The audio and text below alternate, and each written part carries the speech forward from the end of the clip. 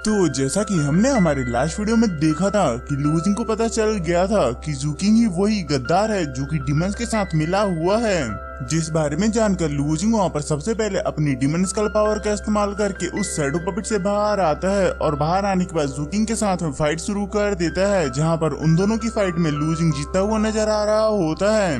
और इस फाइट के बाद फिर उन दोनों ने एक दूसरे के ऊपर अपना अपना फाइनल अटैक किया था, जिसमें कि लूजिंग ने ज़ूकिंग को हराकर उसे खत्म कर दिया था। और ये सब कुछ वहाँ पर जनरल ज़ू ने भी देखा था, जिसे देखकर उन्हें वहाँ पर एक गलतफहमी हो गई थी। और अब आगे तो हमारे वीडियो की स्टार्टिंग ज़ूकिंग के पैलेस से होती है, जहाँ पर ज़ूकिंग पड़ा हुआ होता है और लूजिंग उसे बड़े ध्यान से देख रहा होता है। और साथ ही में हम वहाँ पर जनरल ज़ू को भी देखते हैं, जिनके साथ में अब वहाँ पर सभी सोल्जर्स भी आ गए होते हैं और वो लूजिंग के ऊपर आरोप लगाते हुए कहते हैं कि क्लियर्स का सेक्रेट डिसाइबल, तुमने देश के साथ गद्दारी करके इंपीरियल आर्मी के मिलिट्री काउंसलर को मार दिया है, इसीलिए तुम्हें यहाँ पर माफ नहीं किया जाएगा।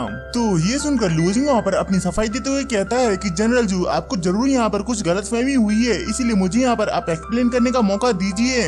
लेकिन जनरल जू उसकी बात सुने बिना ही उससे कहते हैं कि हमने क्लियर्स का सेक्रेट के दुश्मनों से लड़ने में अपनी जान को खतरे में डाला, लेकिन तुमने है कि पीछे से हमारे सभी सोल्जर्स को डीमंस के हाथों बेच दिया। और वो गुस्से में अपनी एनर्जी को बाहर निकालते हुए कहते हैं कि बताओ आखिरकार इन सब के पीछे का मास्टरमाइंड कौन है। तो ये देखकर लूजिंग भी गुस्से में कहता है कि मैंने आपसे कहा ना कि मैं कोई गद्दार नहीं हूँ, बल्कि मेरी जगह पर ये जाओ फैमिली का ज़ू किंग है और जाओ फैमिली मुझसे हमेशा से नफरत करती है, इसीलिए डीमंस को सिटी के अंदर लाने से पहले मुझे अपने रास्ते से हटाना चाहता था। मगर जनरल जू को तो उसकी बात बिल्कुल ही बकवास लगती है, इसीलिए वो उससे कहते हैं कि तुम अपनी बकवास बंद करो, ज़ू किंग हमारी इंपीरियल आर्मी का काउंसिलर है, इसीलिए तुम्हें उसके बारे में ऐसे बोलने की इजाजत नहीं है। और ये कहकर वो लूजिंग को मारने के लिए अपनी स्पिरिट एलिमिनेशन की हाफ स्टेप की पावर्स को एक्टिवेट करते हुए कहते हैं कि तुम्हें अपने सभी क्राइम्स को एक्सेप्ट कर लेना चाहिए, वरना तुम मेरे हाथों से बहुत बुरी मौत मरोगे।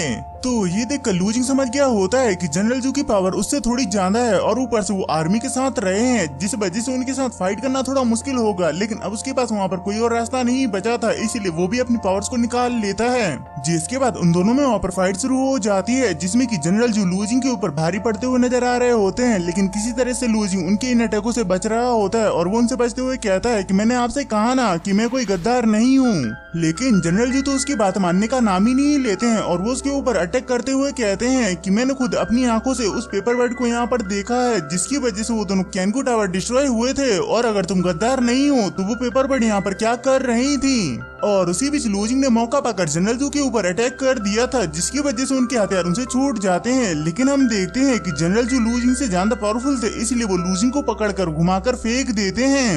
जिसके तुरंत बाद ही जनरल जू वहाँ पर अपनी पावर्स की मदद से वहाँ पर एक गोल्डन एनर्जी से बने हुए गोल्डन ड्रैगन को समन करते हैं, जो कि दिखने में बहुत ज्यादा पावरफुल लग रहा होता है। और वो उस ड्रैगन से लूजिंग के ऊपर अटैक कर देते हैं। तो उस ड्रैगन को अपनी तरफ आता हुआ देखकर कि लूजिंग उसे बचने के लिए अपनी पावर्स की मदद से वहाँ पर एक फायरवॉल बना करके उस ड्रैगन के ऊपर अटैक कर देता है। लेकिन हम देखते हैं कि वो ड्रैगन वहाँ पर बहुत ज्यादा पावरफुल था, इसीलिए वो उससे वहाँ पर बड़ी आसानी से बचता हुआ लूजिंग को ले जाकर के एक पिलर में मार देता है, जिसकी वजह से लूजिंग की हालत वहाँ पर खराब हो जाती है और वहाँ पर धुआं ही धुआं हो जाता है। जिसे देखकर जनरल जू को लगता है कि लूजिंग यहाँ पर अब कुछ नहीं कर पाएगा, इसीलिए वो उससे बाद में निपटने का कहकर ज़ू किंग के पास में आ जाते हैं और उसे देखकर सोचते हैं कि मैंने नहीं सोचा था कि ये डॉक्टर इनेट स्टेज की पावर पर होते हुए भी एक इनेट स्टेज के हाफ स्टेप वाले बंदे से हार कर मारा जाएगा। या फिर कहीं ऐसा तो नहीं कि इस लड़के ने यहाँ पर किसी तरीके की डिमोनिक टेक्निक का इस्तेमाल किया हो। और जब वो यहाँ पर इस बारे में सोच रहे होते हैं, तब हम वहाँ पर लूजिंग को देखते हैं, जहाँ पर गोल्डन ड्रैगन ने लूजिंग को पकड़ के रखा हुआ होता है। और वो उसे देखकर सोचता है कि क्या मैं यहाँ पर इतना कमजोर हूँ जो इनके एक अटैक को भी नहीं झेल सकता हूँ। और जब वो इस बारे में सोच रहा होता है, तब उसके अंदर की डिमोनिक एनर्जी वहाँ पर एक्टिवेट हो जाती है, जो कि जाकर के उस ड्रैगन के ऊपर कंट्रोल करने लगती है। और ये देखकर लूजिंग को समझ नहीं आता है कि आखिर ये यहाँ पर क्या हो रहा है। और वो डिमोनिक एनर्जी थोड़ी देर में ही उस गोल्डन ड्रैगन के ऊपर कंट्रोल कर लेती है, जिसकी वजह से वो गोल्डन ड्रैगन वहाँ पर पावरफुल के साथ दिखने में डरावना भी हो गया होता है। और वहीं जनरल जू भी उसे नोटिस करते हैं और वो उस गोल्डन ड्रैगन जो कि अब ब्लैक ड्रैगन में बदल गया है उसे देखकर हैरान होते हैं। जिसके बाद यहाँ पर हमारा सीन चेंज होता है और हम एक अजीब सी जगह पर उस दूसरे वाले डीमन किंग को देखते हैं, जो कि वहाँ पर एक ट्री के ऊपर बैठकर ज़ू किंग की उस पेपर वर्ड को देख रहा होता है। कि तभी वहाँ पर वो पहला वाला डीमन किंग आता है और उससे कहता है कि हम लोग सिटी के ऊपर अटैक क्यों नहीं कर रहे हैं, आखिरकार हमें यहाँ पर कब तक वेट करना होगा। जिस पर वो दूसरा वाला डीमन किंग बताता है कि ना जाने यहाँ पर किसी तरह से वो किंग युआन मारा गया है। तो ये सुनकर के वो पहला वाला डीमन किंग कहता है कि मैं तुमसे पहले ही कहा था ना कि हमें ह्यूमंस के ऊपर भरोसा नहीं करना चाहिए और उन दोनों टावर्स के टूटते ही हमें सिटी के ऊपर अटैक कर देना चाहिए था। जिस पर वो पहला वाला डीमन किंग कहता है कि क्या तुम भूल गए कि उस सिटी की सबसे डरावनी बात क्या है, और अगर जहाँ तक मुझे याद है कि तुम एक बार उस लड़की से हार गए थे। तो ये सुनकर के वो पहला वाला डीमन किंग गुस्से में उसके ऊपर अपने वेपन से अटैक करता है, जिससे कि वो दूसरा वाला डीमन किंग वहाँ पर कई सारे क्रॉस में बदलकर बच जाता है। और वहीं वो पहला वाला डीमन किंग गुस्से में कहता है कि यून लुओ, इस बार तो मैं तुम्हें अपने हाथों से ही कुछ लूंगा। और उसके ये कहते हमारा सीन भी चेंज होकर के मिस यून के ऊपर आ जाता है, जो कि एक शॉप के ऊपर एक पिनव्हील दिख रही होती है। तभी उस शॉप का मालिक उनसे पूछता है कि क्या मिस आप ये खरीदना चाहोगे, लेकिन उसे वहाँ पर पता नहीं था कि ये कौन है। और जब वो उनका चेहरा देखता है तो वो वहाँ पर घबरा जाता है और उनसे माफी मांगते हुए कहता है कि मैं अपने शब्द वापस लेता हूँ। मगर मिस यून उसकी बात पर ज्यादा ध्यान न देकर सिर्फ अपनी उस पिनव्हील को देख रही होती है। लेकिन तभी वहाँ पर एक घुड़सवार बड़ी स्पीड में वहाँ से निकलता है, जिसकी वजह से वहाँ पर कुछ लोगों का नुकसान हो जाता है। तो ये देखकर के मिस यून जल्दी से उसे रोकने के लिए जाती हैं, मगर वो जाने से पहले उस शॉपकीपर के पैसे उसे देते हुए जाती हैं। और उनकी इस स्पीड को देखकर वो शॉपकीपर वहाँ पर हैरान होता है। और वहीं मिस यून जल्दी से उस सोल्जर के आगे पहुंच गई होती हैं, तो उन्हें अपने आगे देख करके वो सोल्जर जल्दी से वहाँ पर अपने हॉर्स को रोकता है। और उसके रोकते ही मिस यून उसे सजा सुनाती हैं कि तुमने यहाँ पर कई सारे लोगों का नुकसान किया है, और मिलिट्री नियमों के अनुसार जो भी यहाँ पर लोगों का नुकसान करता है उसे 10 दिन के लिए काल कोठरी में बंद किया जाता है। जिस पर वो सोल्जर अपनी सफाई देते हुए कहता है कि यहाँ पर मिलिट्री इमरजेंसी लगाई गई है, क्योंकि जाओ पैलेस के अंदर फाइट चल रही है, और ऐसा माना जा रहा है कि वो फाइट जिसके साथ हो रही है वो डीमंस का जासूस है, और इसीलिए जनरल जू भी पहले ही वहाँ पर निकल चुके हैं। तो ये सुनकर के मिस यून वहाँ पर सब समझ गई होती हैं, इसीलिए वो उससे कहती हैं ठीक है मैं अब आगे का सब संभाल लूंगी। लेकिन मिस यून अभी भी उस सोल्जर को उसकी गलतियों के लिए माफ नहीं करती हैं, और उससे कहती हैं कि तुम वापस जाकर के अपनी रिपोर्ट देने के बाद खुद ही कालकोठरी के अंदर सजा के तौर पर चले जाना। जिसे सुनकर वो सोल्जर वहाँ पर हैरान होता है। और इसके साथ ही में हमारे ये वीडियो यहीं पर ही खत्म होता है। आई होप ये वाला वीडियो आप सभी को पसंद आया होगा, और अगर आया है तो आप सभी को तो अच्छी तरीके से पता है कि आप सभी को क्या करना है। इसीलिए मिलते हैं अपने नेक्स्ट वीडियो में। Bye bye.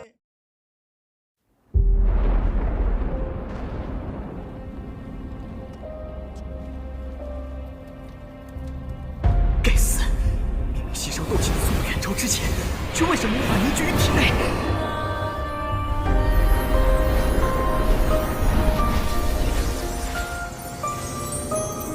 小娃娃，看来你需要帮助啊！你到底是谁？你一直藏在我的戒指里。我名为不是。拒绝这个功法，你为什么一直都不传给我？药老，吸你3年斗之气，老夫也是迫不得已。老家伙，你可知道你吸收我的斗之气给我带来了多少屈辱吗？小娃娃，你想变强，想受到别人的尊重。这个现在何处？萧炎少爷或许不用多久就会来到迦南学院，下面就是黑角域的门户黑域大平原了。黑角域可是大陆有名的混乱之地。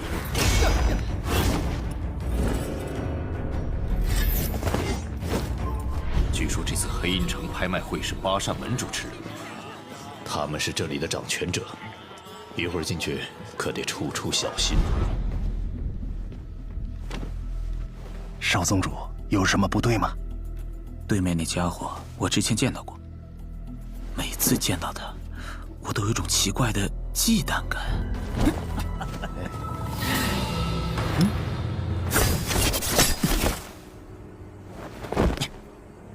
看了这么久，现在轮到你了。原来你早就发现我了。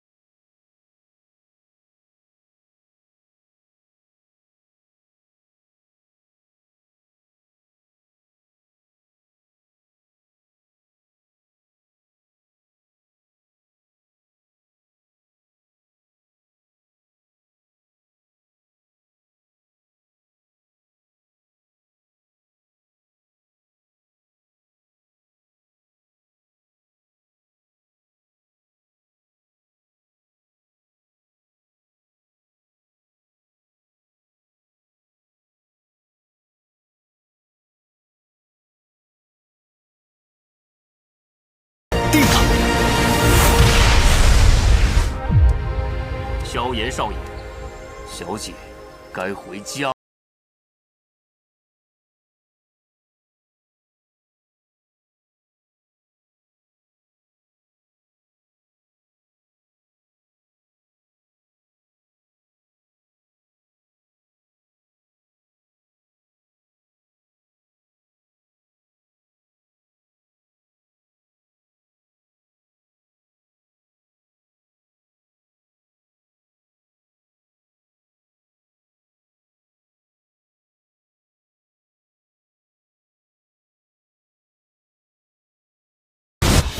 老师，放心吧，清理门户的事情交给我来做。要是你，师兄会让你和老师一起永埋此地。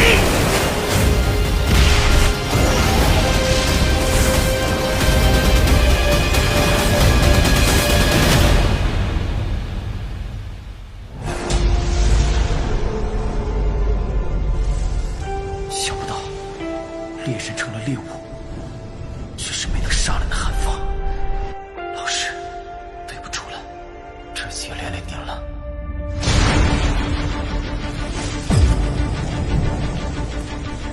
离开他，弱者没有资格拥有的。识相的话，就乖乖交出火能，否则一会儿你们就只能爬着进内院了。该死的，这到底是什么鬼东西？既然这样，那留你还有何用？若是当年不与那人硬然定什么3年之约，恐怕也不会连累他家族。现身失散，兄儿，你要走？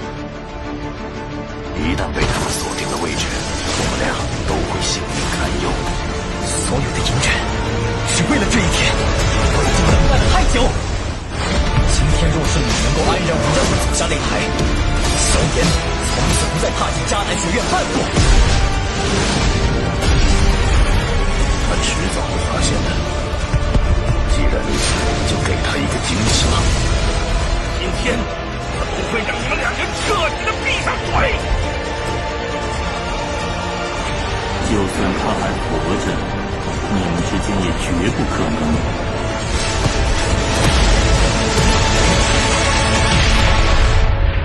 加玛帝国云岚宗，萧炎回来了。